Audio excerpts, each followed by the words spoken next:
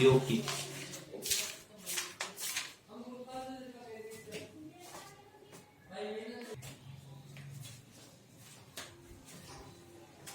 उद्योग, भारत में उद्योग बहुत है, प्रमुख रूप से छोटा नागपुर पठार में है। भारत में औद्योगिक विकास, सबसे पहले हम पढ़ेंगे भारत में औद्योगिक विकास। भारत में प्राचीन काल से, हमारे यहाँ प्राचीन काल से कुटीर उद्योग और लघु उद्योग बहुत अधिक थे। उस समय सूती कपड़े, कांसे के बर्तन आदि बनाए जाते थे, मिट्टी के बर्तन बनाए जाते थे। वस्त्र, आभूषण, धातु के बर्तन, सजावट, वैभव की सामग्री बनाने में अग्रणी होने के कारण इनके बदले विदेशों का सोना यहां खींचा चलाता था। हर चीज जो कलाकृतियां बनाई जाती थी भारत में बहुत ज्यादा बनाई जाती थी, इसलिए विदेशों से यहां सोना आता था। इसीलिए भारत को क्या कहा जाता था? सोने की चिड़िया कहा जाता था। लेकिन जैसे अंग्रेज आए, अंग्रेजों ने भारतीय कुटीर उद्योग को समाप्त कर दिया। लौह इस्पात के संदर्भ में कहा जाता है कि सन 1972 में उल्टी बर्नपुर लौह इस्पात उद्योग 1972 में 1872 में कुल्टी बर्नपुर में लौह इस्पात का सफल प्रयोग किया गया था, सफल प्रयास किया गया था और आज भी वह कार्यरत है। एल्यूमीनियम उद्योग 1837 जेके लक्ष्मी, जेके नगर पश्चिम बंगाल में। सीमेंट उद्योग का असफल प्रयास 1904 में।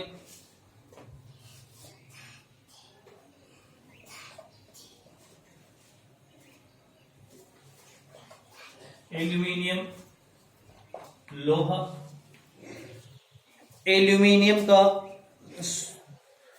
सीमेंट उद्योग का असफल प्रयास किया गया 1904 में चेन्नई में।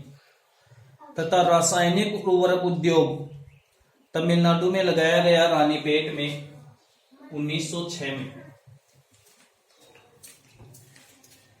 सन 1923 में औद्योगिक विकास हेतु औद्योगिक नीति का निर्माण किया गया। 1923 में औद्योगिक नीति बनाई गई भारत में ताकि उद्योगों का विकास हो सके। जहाजरानी उद्योग सन 1941 में विशाखापट्टनम। जहाजरानी उद्योग, जहाजों को बनाना। भारत में सर्वप्रथम जहाजरानी उद्योग प्रारंभ हुआ सन 1941 में।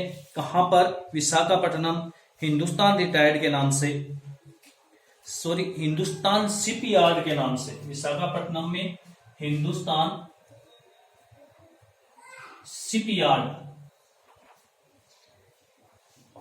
शिपयार्ड के नाम से प्रारंभ किया गया। कागज उद्योग प्रथम मील पश्चिम बंगाल में लगाई गई। इसके बाद 1879 में लखनऊ में, 1881 में टीटागढ़ पश्चिम बंगाल में स्थापित की गई। सूती वस्त्र उद्योग 1818 में कोलकाता में। सूती वस्त्र उद्योग 1818 में कोलकाता में लगाया गया। प्रथम, सबसे पहले जो बड़ा उद्योग था उसकी बात कर रहा हूं मैं। वैसे छोटे और लघु उद्योग तो वस्त्र बनाने के बहुत थे भारत में, लेकिन ये सब प्रयास असफल रहा। फिर 1854 में डाबर में सफल प्रयास हुआ। पश्चिम बंगाल में डाबर में सफल प्रयास किया गया। ऊनी वस्त्र की प्रथम मील 1876 में कानपुर में लगाई गई। ऊनी वस्त्र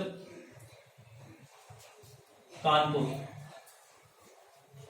ऊनी वस्त्र की प्रथम मील कानपुर में 1876 में लगाई गई। द्वितीय विश्व युद्ध के मध्य एवं बाद में सरकारी संरक्षण के कारण विभिन्न उद्योगों को सीमित विकास हुआ। स्वतंत्रता प्राप्ति के बाद सर्वप्रथम 6 अप्रैल 1948 को नई नीति घोषित की गई। 6 अप्रैल 1948 को औद्योगिक नीति बनाई गई। 1950 में राष्ट्रीय योजना आयोग की स्थापना की गई। सन 1950 में राष्ट्रीय योजना आयोग की स्थापना की गई, जिसके अंतर्गत पंचवर्षीय योजनाओं के माध्यम से संपूर्ण देश में चहुमुखी विकास संपन्न होने लगा। अब बात करते हैं इस उद्योगों की। सबसे पहले पढ़ते हैं लोहा इस्पात उद्योग। लोहा इस्पात उद्योग, लोहा इस्पात उद्योग। लोहा एवं इस्पात एक आधारभूत उद्योग है, क्योंकि सभी चीजों में इस चीज की आवश्यकता होती है, लोहे की। बड़ी बड़ी मशीनें बनाने हो, जहाजे बनाने हो, जितने भी कल कारखाने वगैरह हैं, सब में लोहे की आवश्यकता होती है। इसलिए उद्योगों का आधारभूत स्तंभ लोहा है। किसके बाद? कोयले के बाद। कोयले को उद्योगों की जननी कहा जाता है, वहीं लोहे को आधारभूत स्तंभ कहा जाता है। भारत में प्राचीन काल में समुन्नत लोहा इस्पात निर्माण की कला का ज्ञान यहाँ के लोगों को था। पहले पुराने समय से लोहा इस्पात का ज्ञान था यहाँ के लोगों को। इसका उदाहरण 1700 वर्ष में बना हुआ पुराना कुतुब मीनार के पास लगा अशोक महान का स्तंभ है। कुतुब मीनार के पास अशोक महान का स्तंभ है, लोहे का बना हुआ, 1700 ईस्वी में बना हुआ था। आज वो लोहा ऐसा है, आज उसमें जंग नहीं लगती। आधुनिक कारखाने की बात, भारत में लोहा इस्पात का प्रारंभ हुआ 1870 बंगाल आयरन वर्क्स के नाम से। 1870 में बंगाल आयरन वर्क्स के नाम से लोहे उद्योग का प्रारंभ हुआ।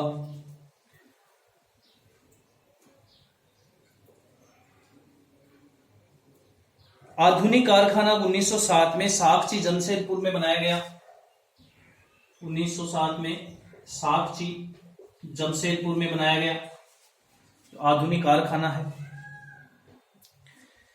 1974 में सरकार ने Steel Authority of India Limited, SAIL, Steel Authority of India Limited, SAIL का निर्माण किया। सेल की स्थापना की कब? सन 1974 में।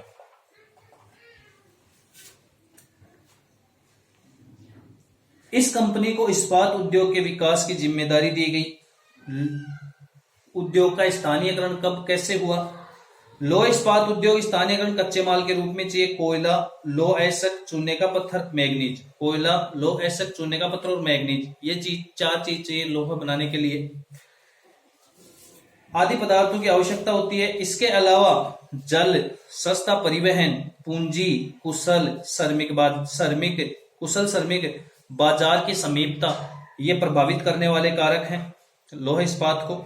लोह इस्पात उद्योग की स्थापना सामान्यतः कच्चे माल के स्रोतों के निकट, जहां पर कोयले की उपलब्धता है, कच्चे माल उपलब्ध हो जाए, ऐसे स्थानों पर लोह इस्पात उद्योग लगाया जाता है, निकट लगाया जाता है। तटीय परिवहन क्षेत्रों के निकट, जहां तट लगते हो, समुद्री तट, क्योंकि लोहा इस्पात को जहाजों द्वारा पहुंचाया जाता है, तो तटीय क्षेत्रों में लगाया जाता है।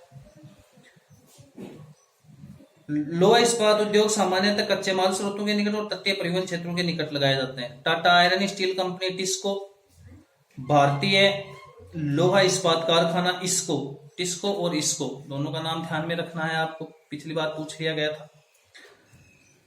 टिस्को और IISCO, Visvesvaraya iron and steel company limited, Rourkela, Bhilai इस्पात संयंत्र, दुर्गापुर इस्पात संयंत्र, ये संयंत्रों के नाम हैं। इनको आपको किताब में एक बार देखना होगा, याद हो जाएंगे।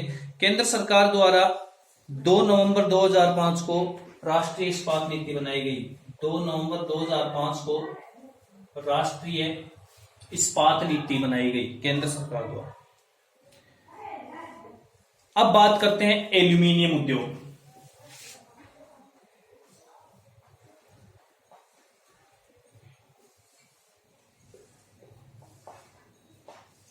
एल्यूमिनियम उद्योग, एल्यूमिनियम उद्योग देश का दूसरा महत्वपूर्ण उद्योग है।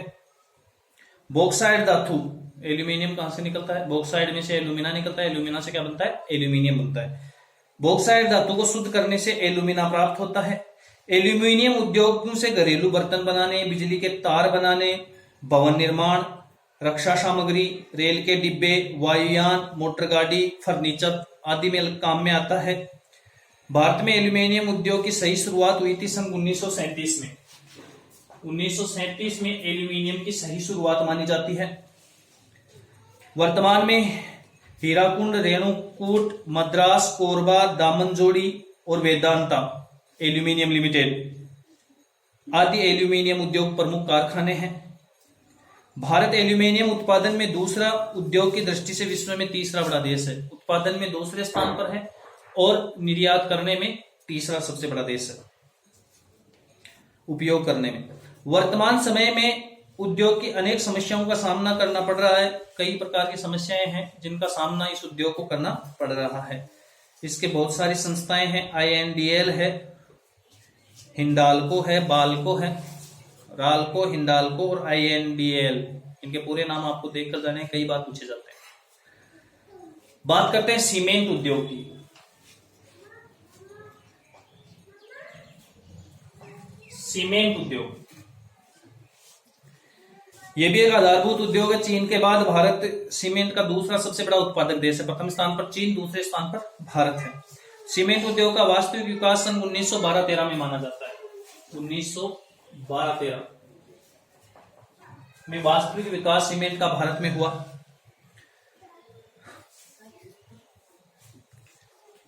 कटनी मध्य प्रदेश, लाखेरी राजस्थान और पोरबंदर गुजरात सीमेंट के कारखाने स्थापित किए गए 1912-13 में। कटनी मध्य प्रदेश में है, लाखेरी राजस्थान में है, पोरबंदर गुजरात में है। सीमेंट उद्योग से भारी वस्तुओं का अधिक उपयोग होता है। इस उद्योग की स्थापना शक्ति के साधन, कच्चा माल, कोयला तथा परिवहन के साधन के आधारभूत कारक हैं। ऐसे स्थान पर इस कारखाने को लगाया जाता है, सीमेंट कारखानों को या सीमेंट उद्योगों को, जहां कच्चा माल उपलब्ध हो सके। सीमेंट उद्योग का स्थानीयकरण अधिकांशतः चूना पत्थर और कोयला उत्पादक क्षेत्रों में हुआ है। जहां चूना पत्थर और कोयला उत्पादन होता है वहीं पर सीमेंट उत्पादन ज्यादा किया जाता है। भारत में कुल सीमेंट उत्पादन का 74% गुजरात, राजस्थान और 74% राजस्थान, गुजरात, तमिलनाडु, बिहार और झारखंड में होता है। अब बात करते हैं सूती वस्त्र उद्योग की।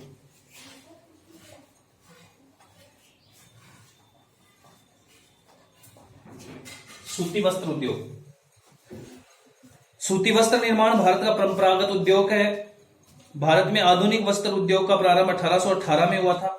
इसका प्रारंभ कब हुआ था? 1818 में माना जाता है। आधुनिक जो वस्त्र निर्माण की प्रक्रियाएं हैं या उद्योग है 1818 में लगाए गए। कोलकाता में कावसजी डाबर द्वारा मुंबई में स्थापित किया गया था 1818 में सूती वस्त्र उद्योग कारखाना। कृषि के बाद सूती वस्त्र उद्योग में भारत सर्वाधिक जनसंख्या कार्य करती है। सर्वाधिक जनसंख्या भारत की कहां कार्य करती है? कृषि में। दूसरे स्थान पर सूती वस्त्र उद्योग में।